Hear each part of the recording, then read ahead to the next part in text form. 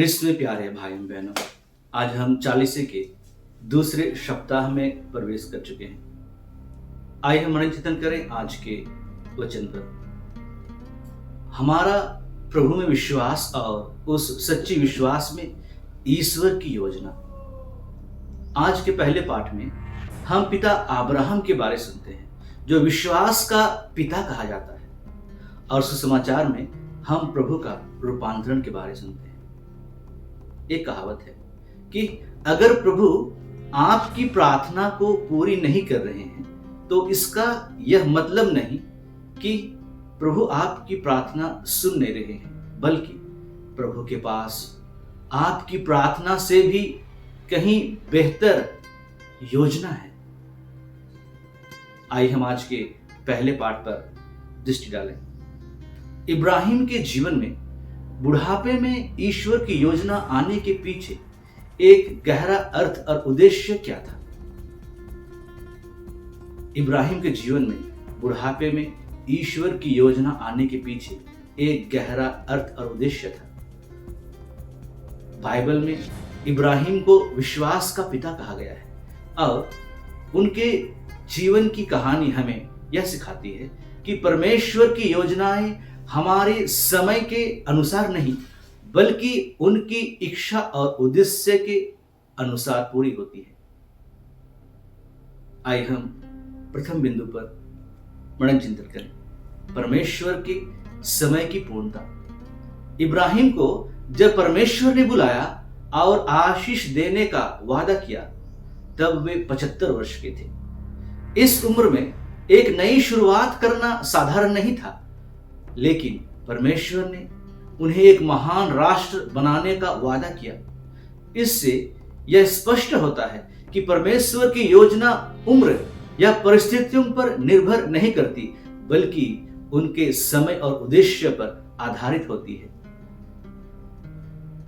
विश्वास की परीक्षा।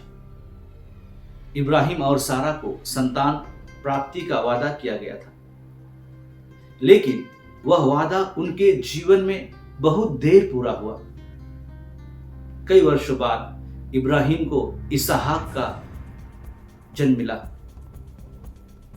इस देर के पीछे परमेश्वर का उद्देश्य यह था कि इब्राहिम का विश्वास पूरी तरह से परखा जाए और उनकी उम्मीदें केवल परमेश्वर पर टिकी रहें, ना कि किसी मानव योजना पर।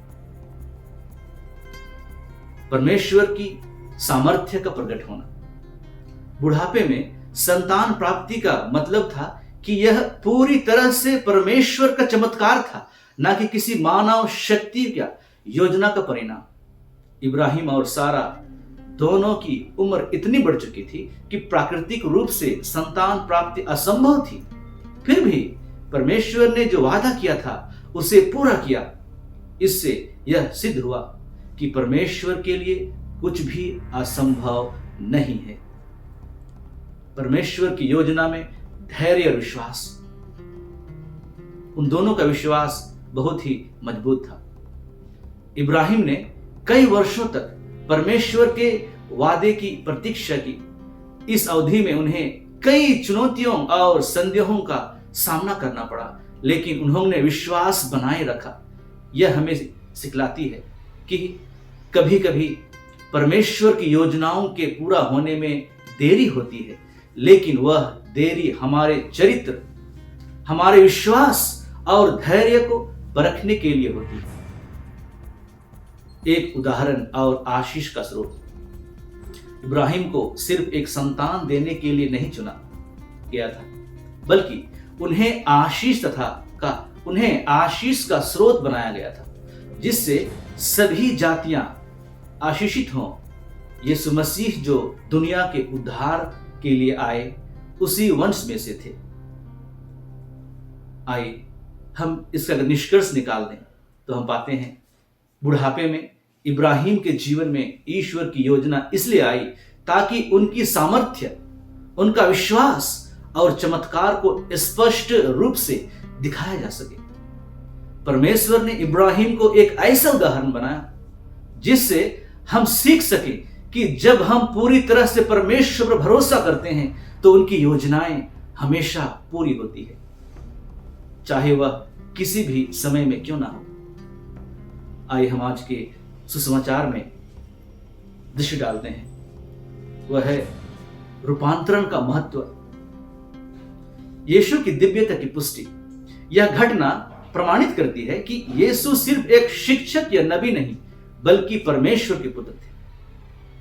पुराने और नए नियम का संगम, मूसा और इलियास जो उपस्थिति दिखती है, यह व्यवस्था और भविष्यवाणियां दोनों यीशु में पूर्ण होती हैं।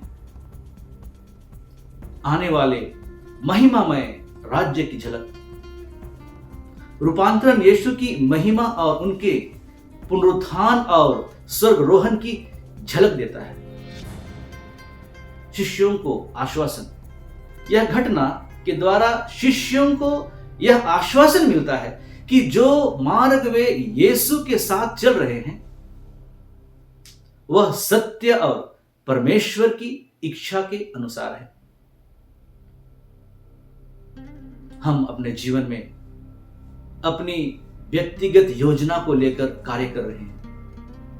हमारे जीवन में बहुत सारी योजनाएं हैं, जिस प्रकार पिता अब्राहम ने किया था। इस 40 काल में हम मनन चिंतन करें, क्या हमारी योजनाएं ईश्वर की कृपा के साथ आगे बढ़ रही है, प्रगतिशील है? क्या हम उनकी योजना को समझने में सामर्थ्य हो रहे हैं? कहीं देर हो जाने से हम विश्वास में भटक तो नहीं गए हैं? सुसमाचार के अनुसार क्या हम उन शिष्यों के समान अपने आप को प्रभु यीशु के रूपांतरित घटना को स्वीकार करने के लिए तैयार हैं? क्या यह घटना हमें विश्वास में सदैव अडिग बने रहने के लिए और अधिक प्रेरित कर रही है या नहीं?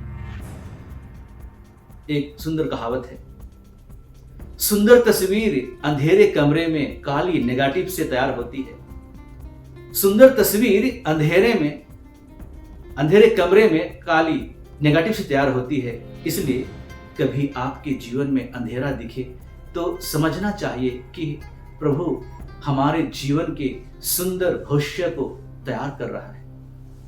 इस 40 काल में पश्चाताप और प्रार्थना के द्वारा, त्याग तपस्या के द्वारा हम भी ईश्वर के करीब आएं और अपने आप को प्रभु की कृपा पात्र बनाएं और अपने भविष्य को और अधिक से अधिक सुंदर बनाएं।